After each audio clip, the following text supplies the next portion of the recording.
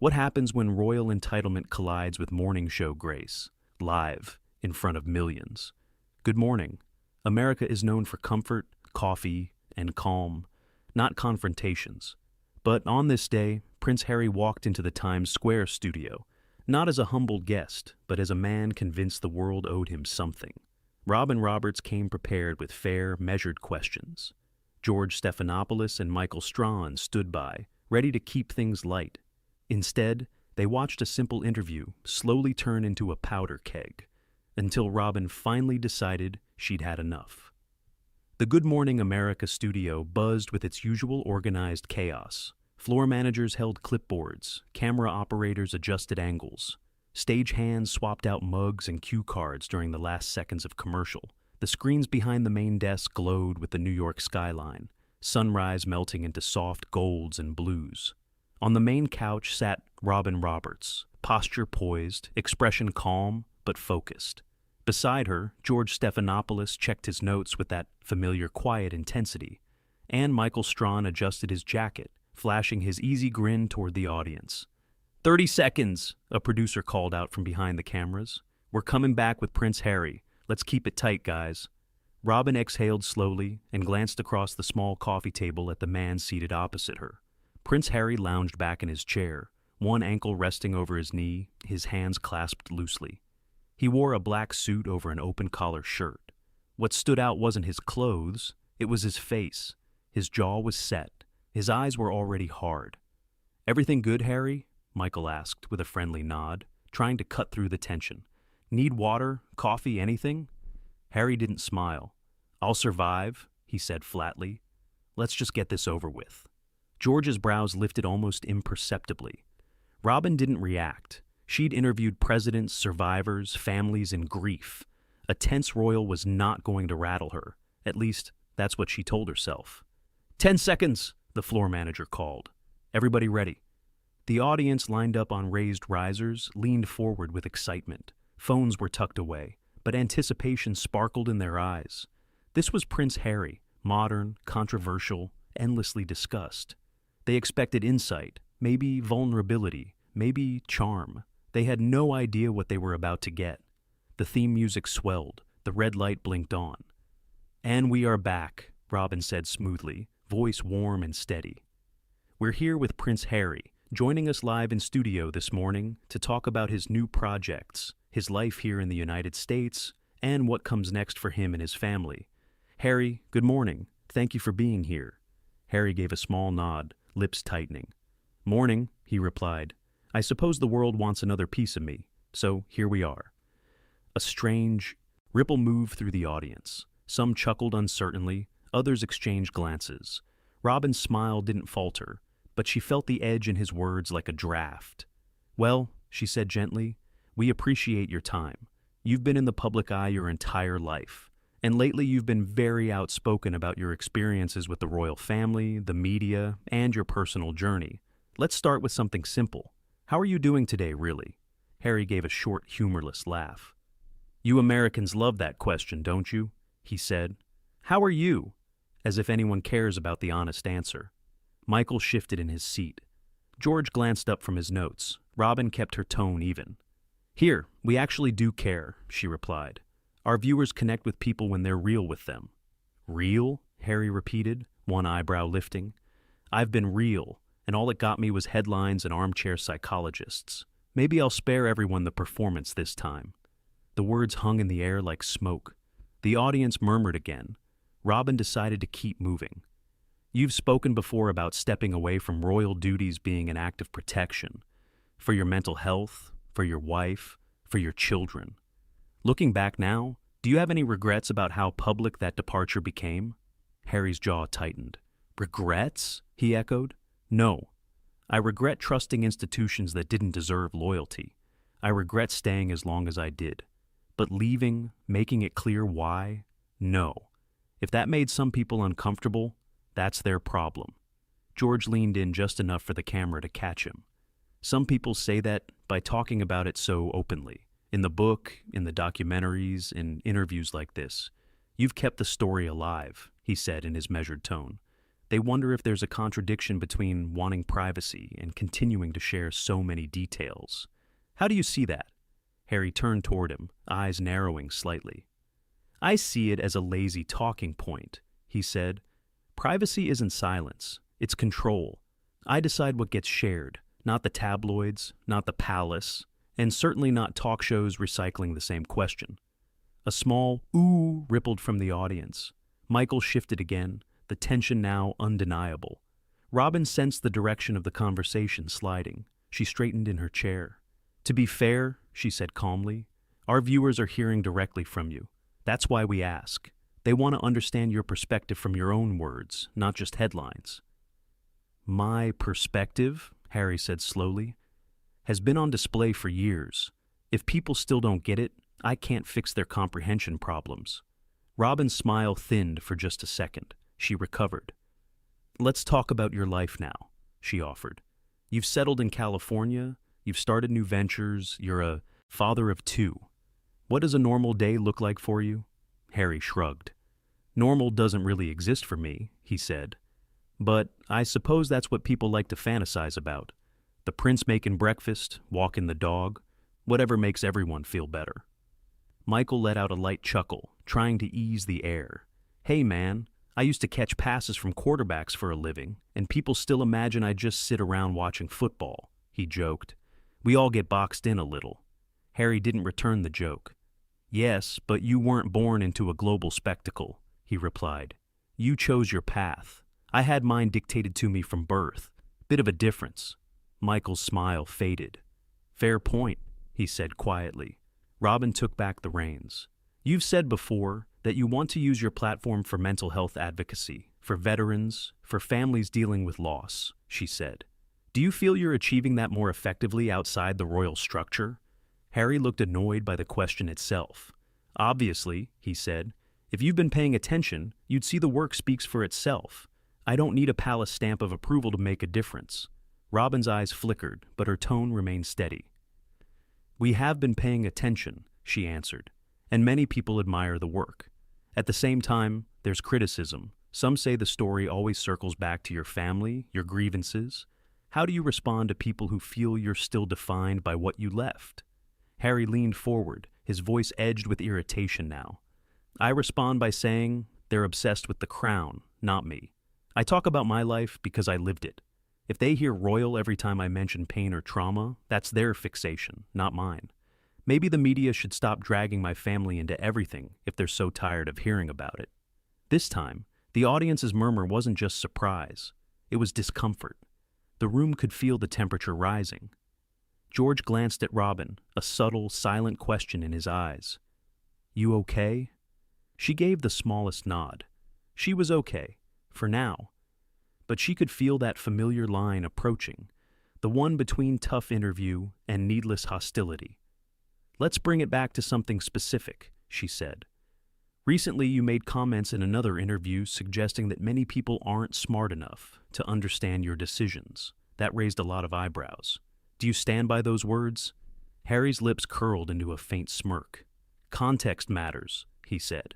But yes, I stand by the spirit of it. People prefer fairy tales to complexity. When you don't give them the prince story they want, they call you ungrateful or confused. That's not my issue. If people can't keep up, that's on them. A sharper murmur swept the studio. Someone in the audience exhaled loudly. Michael jumped in, quickly. Harry, you know we've all had people judge us from the outside, he said, voice gentle but firm. Do you ever worry that talking about folks like that might push away people who actually want to understand you? Harry shrugged. If they're so easily pushed away, they were never really listening in the first place. Robin's patience strained just a little more. She took a breath, glanced briefly at the camera, then back at him. We're going to take a quick break, she said smoothly, the professionalism returning to her voice even as her eyes hardened. When we come back, we'll talk about your relationship with your brother, Prince William, and what healing, if any, looks like moving forward. Harry's jaw clenched at the mention of William. Assuming, he muttered just loud enough for her, and the mic, to catch, this is actually about healing, and not just more spectacle. The band played them into commercial, but the air didn't relax. Behind the cameras, producers exchanged wary glances. George rubbed his forehead. Michael let out a slow breath. And Robin Roberts, the woman who had navigated hurricanes, elections, and personal crises in front of millions, sat very still on the couch, eyes calm, spine straight, realizing that this wasn't going to be just another difficult interview. This was heading toward a collision, and they were only at the first break. The moment the cameras cut to commercial, the studio floor changed. Directors whispered loudly into headsets. A producer hurried over to Robin with an apologetic glance, as if silently mouthing, "We're so sorry." George stood and stretched his shoulders, as though shaking off the tension. Michael rubbed his temples, muttering something about needing a stronger coffee. Prince Harry remained seated, legs crossed, arms folded now, staring straight forward as though the room itself annoyed him. Robin didn't complain, didn't sigh, didn't show a crack. She quietly reviewed her next card, even though she already knew every question on it. Harry glanced over at her. "If this next segment is more of the same," he said sharply, "I might just walk out." Robin didn't even look up. "Harry, you're free to walk out anytime you choose." His jaw twitched at her calm tone. Michael stepped forward quickly, hands up. Hey, let's keep this easy, all right? We're just doing an interview." Harry shrugged, unfazed. "Depends on who you're interviewing, and whether they're asking things worth answering." George exhaled through his nose. "Every question is worth answering if the subject is honest." Harry smirked. "Spoken like a man who's made a career out of poking at people." George held his gaze. "Spoken like a man who agreed to an interview and is suddenly allergic to interviews." The tension thickened again. A producer's voice cut through the noise. "Back in 10 seconds! Everyone, places!" Robin took her seat again. George and Michael flanked her. Harry remained opposite them, posture stiff but defiant. The countdown reached 0. The red light blinked on. The warmth of morning television returned in the music, but not in the air. "Welcome back to Good Morning America," Robin said, composed as ever. "We're here with Prince Harry, continuing our conversation about family, responsibility, and his life outside the royal institution." Harry offered no smile, no acknowledgement. His jaw was tight. Robin continued. "Before the break, we touched on a subject many viewers have asked about. Your relationship with your brother, Prince William." Harry's nostrils flared. He shifted, suddenly restless. Robin asked gently but directly, "Is reconciliation something you are open to?" Harry let out a sharp breath, half scoff, half laugh. "That assumes there's anything left to reconcile?" The audience murmured. Robin stayed steady. "Well, many people saw the two of you grow up together. They watched the bond between you. Some still hope for—" Harry cut her off. "People project. They imagined a perfect brotherhood because they needed it for their fantasies about the royal family. Doesn't mean it was real." George raised his eyebrows. "So, you're saying people imagined your relationship entirely?" Harry turned toward him. "I'm saying they saw a brand, not a brotherhood. William and I played roles for the cameras, but behind closed doors? Let's just say he wasn't exactly the supportive big brother the world wanted him to be." Robin interjected carefully. "But in your own book, you describe moments of closeness." "Oh, please," Harry snapped. "Do I have to defend every anecdote I've ever said? Memories change. People change. Maybe I was trying to be diplomatic when I wrote that."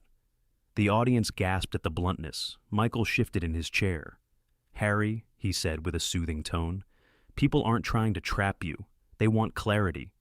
"Clarity?" Harry repeated. "I've given clarity for years. If people don't understand, maybe they're not trying hard enough." Robin inhaled slowly and chose to move forward. "All right, let's talk about something else that's been widely discussed. Many viewers wrote in asking about your ongoing relationship with the royal institution, the charitable foundations, the public commitments, the traditions you once represented. Do you see any part of yourself still connected to that world?" Harry rolled his eyes. "There you go again, dragging me back to the monarchy. I said I left. Why does everyone act like I owe them a sentimental montage?" Robin remained calm. "I'm asking because you've expressed both criticism and nostalgia in different interviews. People are trying to understand where you stand today." Harry leaned forward, tone sharp. "I stand Wherever I choose. It's not my job to simplify it for the public. Robin tilted her head slightly. It is your job to clarify your own words, Harry, especially when you choose to speak publicly. A few audience members applauded lightly. Harry looked irritated, bothered by even mild approval for Robin. George stepped in gently. I think what Robin means is, when you share your story in multiple versions, people want to know what's most accurate. Harry's voice rose slightly, still not shouting, but cutting, cold. What's accurate is that my life isn't a tidy little season finale that you can summarize in a soundbite. If people can't keep up with nuance, that's on them, not on me. Robin nodded slowly. Let's try something different. She set her cards down, a sign that she was improvising now. What do you want, Harry? She asked plainly. Not the brand, not the PR line. You. What do you actually want from life right now? The studio went silent. Harry scoffed. What kind of question is that? A human one, Robin replied. Harry's voice hardened. What I want is for the world to stop acting like I owe them explanations. Robin calmly pushed again. And yet, you're here, on a morning show. The audience erupted in a wave of soft, ooh sounds. Harry's face stiffened. Well, maybe I shouldn't have come, he muttered. Michael spoke up quickly. Hey, nobody's trying to attack you. We're just talking. Harry glared. That's exactly the problem. You call this talking. I call it interrogation disguised as breakfast television. George's patience thinned. Harry, this is Good Morning America. We ask direct questions. Always. Yeah, Harry said sharply. And maybe I'm tired of being everyone's emotional chew toy. The audience was dead silent now. Robin's professionalism stayed immaculate, but the muscles in her jaw tightened. Harry, she said, calm but firm. Questions aren't attacks. Accountability isn't hostility, and conversation isn't persecution. Harry sneered softly. Easy to say when you're the one holding the cards. Robin leaned in slightly. And impossible to hear if you refuse to listen. The audience gasped again, loudly this time. Harry blinked, stunned by the pushback. George gave Robin a tiny glance, part admiration, part warning. Michael murmured, All right, trying to keep the peace. But Robin wasn't finished, not yet. We're going to take another quick break, she said, never breaking eye contact with Harry. When we come back, we'll talk about accountability, responsibility, and respect. 3 things every guest on this show is expected to show our audience. Harry's lips parted in disbelief. The red light went off. The cameras cut. The music faded. Harry sat back, seething. Robin remained still, composed, stronger now than before. When cameras cut, the tension became physical, hanging in the air like humidity before a storm. A producer rushed in with a bottle of water for Harry, which he waved away with a stiff flick of his hand. Robin didn't look at him. She sat quietly, lips pressed together, reviewing her cards, not because she needed them, but because it kept her hands busy. George leaned close to her chair. You okay? He whispered. Robin nodded once. I won't let him steamroll the audience, not on this show. On Harry's side of the stage, a crew member attempted to adjust his mic. He pulled back sharply. I said don't touch me, Michael noticed, his brow furrowed. We're trying to help you, man. Harry shot him a quick glare, but said nothing. A stage manager called out, Back in 15 seconds. Robin sat taller. Michael cracked his knuckles. George crossed his legs, exhaling slowly. Harry simply rolled his shoulders back, as though preparing for a duel. The red light blinked on. The show resumes. Robin faced the camera with flawless composure. Welcome back to Good Morning America. We're here with Prince Harry, discussing his life, his journey, and his role on the public stage. Harry sat rigidly, staring at Robin with an expression that hovered between impatience and contempt. Robin continued, her tone calm, but with new firmness beneath it. Harry, millions of people have admired your humanitarian work over the years. They've seen you champion mental health, veterans' affairs, and global causes. But many viewers say they're confused by your recent interviews. Your messaging changes depending on where you appear. Some feel you criticize the spotlight, yet seek it at the same time. Harry scoffed openly. That's a simplistic way to frame a complicated life. Robin nodded. Perhaps, which is why I'm asking for clarity. Harry leaned forward, voice clipped. And I'm telling you, I don't owe clarity to everyone with a camera and a mic. The audience murmured. A few people shook their heads. Robin pressed gently but firmly. But you choose interviews, you write memoirs, you sign documentary deals. That invites questions, Harry interrupted. Questions or judgment? Robin held his gaze. Sometimes they overlap. That doesn't make them unfair. He gave a dry laugh. You know what's unfair? Sitting here pretending this is a friendly conversation when clearly you came prepared to grill me. George leaned forward. Harry, this is journalism, not pampering. Harry shot him a look icy enough to freeze steel. No one here asked you to pamper me, George, but at least pretend to be objective. Michael tried to soften the exchange. Look, man, nobody's trying to ambush you. 20 minutes ago, we were all laughing backstage. Harry shrugged. People can pretend all they want. Doesn't make it real. Robin inhaled slowly, steadying herself. All right, she said. Let's move to another topic. A lot of people have asked about your comments regarding the press. Some feel you blame the media for everything that's gone wrong in your life. Do you take any responsibility for the choices you made? Harry's jaw snapped shut. His eyes hardened. That question, he said slowly, is insulting. Robin stayed very calm. Why? Because it suggests I created my own suffering. Robin's voice softened slightly, but the strength remained.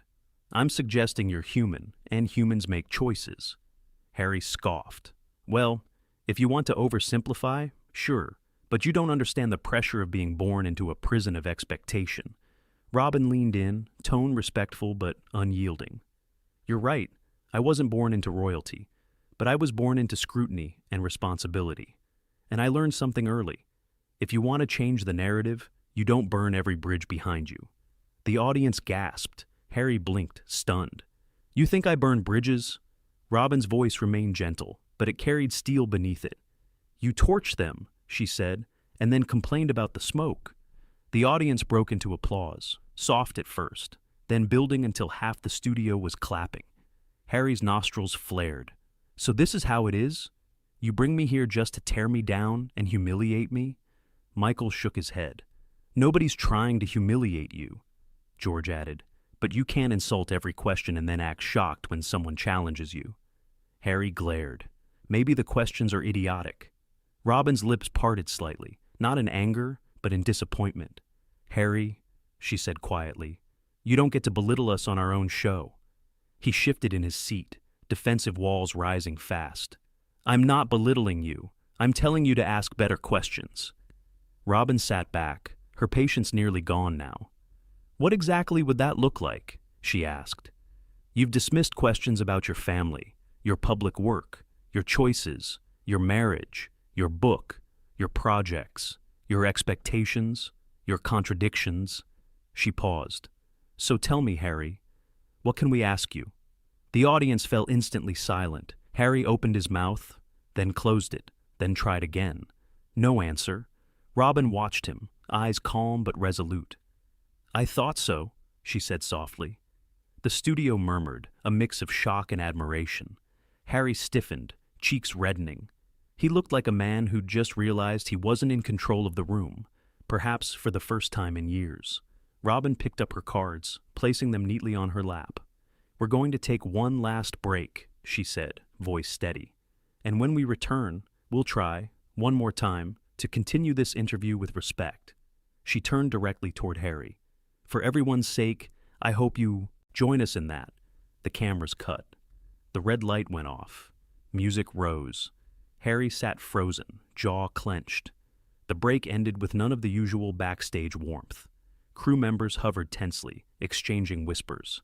Michael tapped his foot anxiously. George rubbed his chin, already anticipating disaster, and Robin, silent, composed, adjusted her microphone with the precision of someone preparing for a final confrontation, not an interview. Harry sat stiffly, arms crossed, jaw tight, as if daring anyone to speak to him. A stage manager called out, "Back in 5, 4, 3." The red light blinked on. The final segment begins.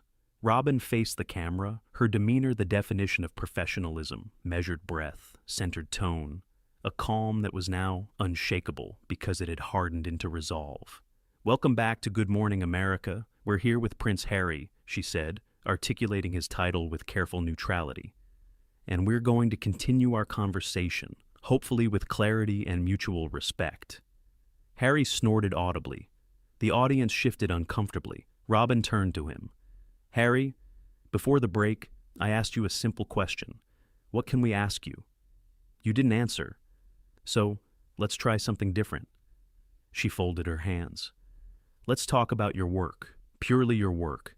Millions admire your advocacy. Can you tell us about a project you are genuinely proud of right now?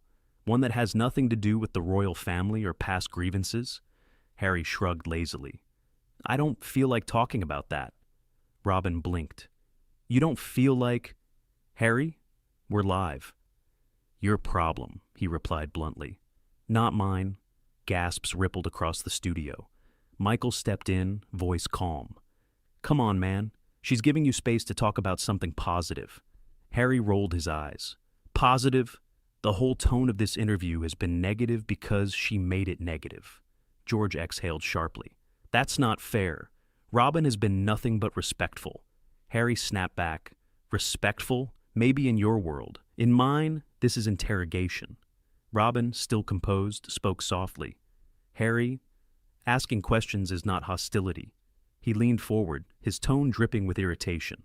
"Maybe not, but asking the wrong questions is." Robin nodded once. "All right, let's pivot." She shuffled her cards, not because she needed them, but because she needed a moment to steady her voice.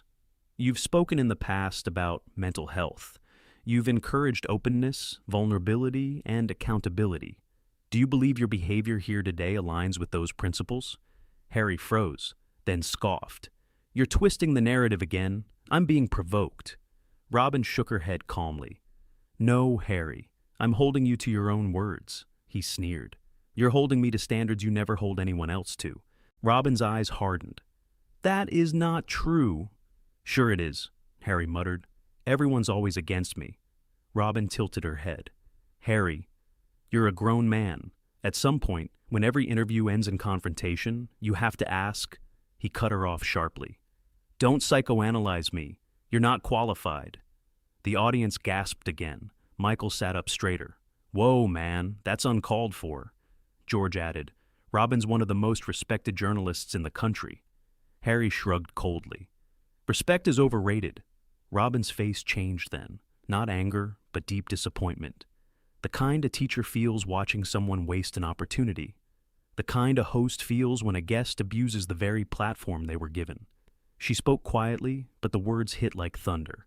"Harry, this is not how you speak to people who give you their time, their platform, and their respect." Harry scoffed again. "You don't get to lecture me?" Robin sat a little straighter. "Actually, I do." Silence fell across the entire studio. Robin continued, voice steady but firm. "This is our show. This is our staff. This is our audience. And you have disrespected every one of them today." Harry leaned back, unimpressed. Robin kept going, her tone now carrying the authority of someone who had reached her limit. "You've interrupted every question. You've belittled our work. You've dismissed our viewers. And you've treated this entire interview as if you're above it." She paused. "And above us." Harry smirked. "Maybe I am." Robin inhaled sharply, and that was the final spark. She placed her cards on the table with a quiet, deliberate tap. "Enough!" Harry blinked. Robin repeated louder. "Enough!" The audience sat frozen, barely breathing. Robin looked Harry dead in the eye. "Prince or not, public figure or not, nobody comes on this show and behaves like this. Not to me, not to my colleagues, not to our viewers." Harry's expression faltered, finally recognizing the shift in the room. Robin leaned in. "This interview is over." Harry straightened. "I didn't say we were done." Robin shook her head. "And you don't decide that here." A wave of applause broke out, hesitant at first, then growing, then thunderous. Robin delivered the final line. "Prince Harry, you need to leave the set." Harry's jaw dropped for the first time all morning. "You're kicking me off?" Robin nodded once. "Yes. We cannot continue like this. Not today." Michael whispered, "Robin, you sure?" She answered without looking away from Harry. "Yes, I'm sure." Harry rose slowly, fury boiling under his skin. "This is unbelievable," he muttered. George answered calmly, "No, Harry, this is accountability." Security approached discreetly, but Harry didn't fight them. He ripped off his mic, tossed it onto the base chair, and stormed off stage without another word. The audience erupted in shocked applause. Robin turned back toward the camera, eyes steady, voice composed. "Ladies and gentlemen," she said, "we apologize for the disruption. Good Morning America stands for respect, dialogue, and truth. Today that standard was challenged, but not broken." She breathed out. "We'll be right back." Fade to black. Harry was gone. And daytime television had just witnessed its most explosive exit yet. And that's how it ended. A clash no one expected, but one that viewers will be talking about for years. If this shocking moment kept you on the edge of your seat, make sure to like the video, subscribe, and turn on notifications so you never miss the next explosive interview breakdown. Your thoughts matter. Was Robin right to end the interview, or did things go too far? Drop your opinion in the comments below.